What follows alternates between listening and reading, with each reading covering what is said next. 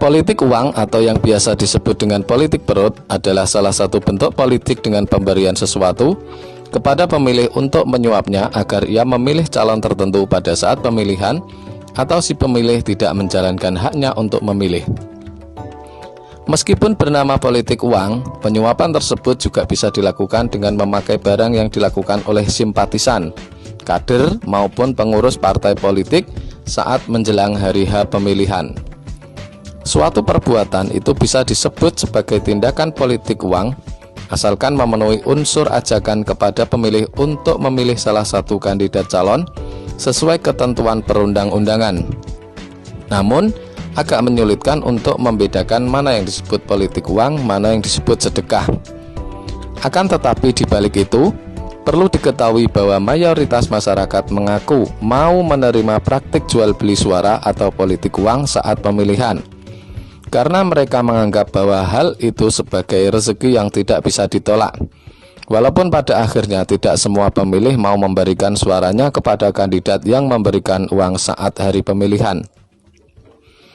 Ada beberapa faktor yang menyebabkan terjadinya politik uang. Di antaranya adalah sebagai berikut. 1. Calon kandidat tidak memiliki program yang bagus, namun sangat berhasrat untuk mendapatkan kemenangan.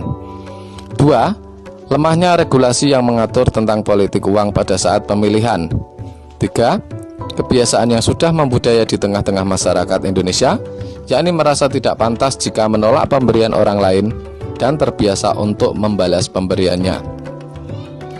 Politik uang dalam pemilihan telah merusak tujuan dari pemilihan itu sendiri. Harapan dari dilaksanakannya pemilihan adalah didapatkannya pemimpin berdasarkan rekam jejak, visi misi, serta integritas calon pemimpin. Namun apabila politik uang sudah masuk ke dalam ranah pemilihan, maka logika masyarakat telah dirusak oleh calon yang mempraktekkan politik uang. Salah satu upaya yang dapat dilakukan untuk mencegah terjadinya politik uang adalah dengan cara memberikan pendidikan politik kepada masyarakat.